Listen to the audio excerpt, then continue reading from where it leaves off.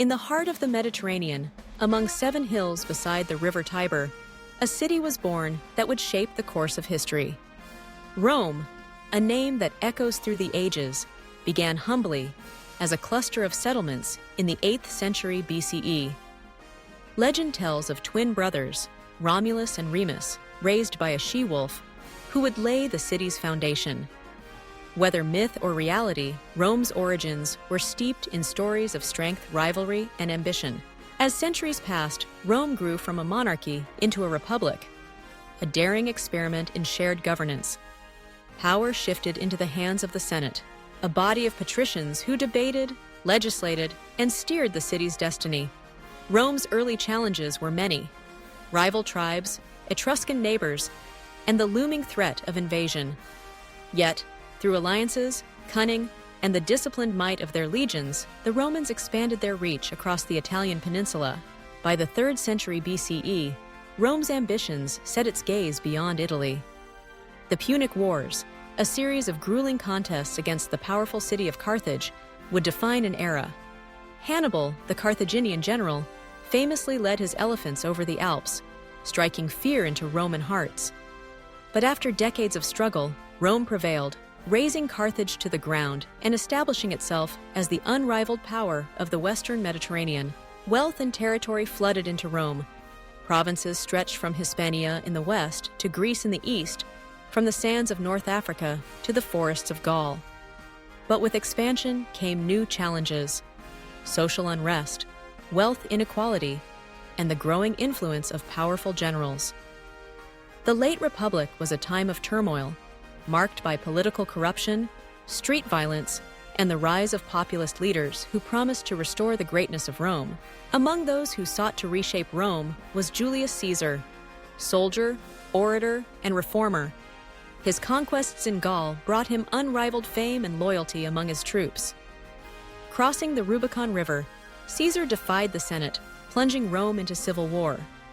Victorious, he became dictator for life, enacting reforms that benefited the common people but angered the elite. On the Ides of March, 44 BCE, Caesar fell to the daggers of the conspirators who feared he would become king. But the dream of restoring the Republic died with Caesar. Another civil war erupted, pitting his supporters against his enemies. Out of the chaos emerged Octavian, Caesar's adopted son, who defeated his rivals and took the title Augustus. Under Augustus, the Roman Republic transformed into the Roman Empire, a new era of centralized power, grand architecture, and imperial ambition. Augustus ruled wisely, ushering in the Pax Romana, a period of relative peace and prosperity that lasted 2 centuries. Rome became a city of marble, adorned with temples, forums, and amphitheaters. Roads and aqueducts connected far-flung provinces, while a common language, currency, and law knit the empire together. The Roman legions guarded vast frontiers, and governors enforced Roman order from Britain to Egypt. Yet, beneath the surface, tensions simmered. Emperors varied in their competence and character. Some, like Trajan and Hadrian, expanded and stabilized the empire, building walls, fortresses, and new cities. Others, like Nero and Caligula, became notorious for extravagance and cruelty. Succession crises often plunged the empire into turmoil as generals vied for the throne. As the centuries wore on, pressure mounted on all fronts. Barbarian tribes pressed against the borders: Goths, Vandals, Huns, and Franks. The economy faltered under the weight of constant warfare, heavy taxes, and inflation. Social unrest grew, and the once dominant Roman identity began to fade amid a patchwork of cultures and languages. In the 3rd century CE, Rome faced a period of crisis. Emperors rose and fell with dizzying speed. Cities shrank under the threat of invasion and plague. Yet Rome proved resilient.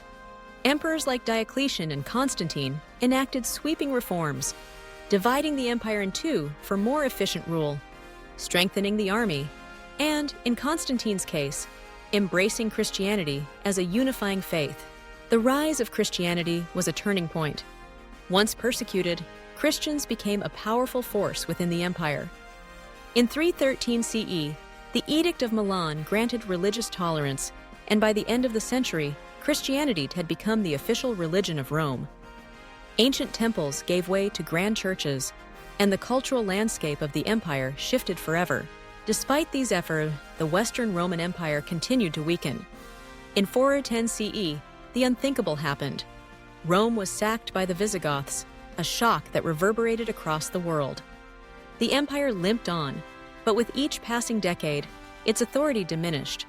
Provinces broke away, barbarian kings carved out their own realms, and the economy crumbled beyond repair. In 476 CE, the last emperor of the West, Romulus Augustulus, was deposed by a Germanic chieftain named Odoacer. With his fall, the Western Roman Empire came to an end, a 1,000-year chapter closed. Yet, in the East, the legacy of Rome endured. The Byzantine Empire, with its capital at Constantinople, preserved Roman law, culture, and tradition for another millennium. The story of Rome is one of ambition and adaptability, triumph and tragedy. It was a civilization that absorbed the best of the world it conquered, blending Greek philosophy, Egyptian art, and Persian science with its own traditions.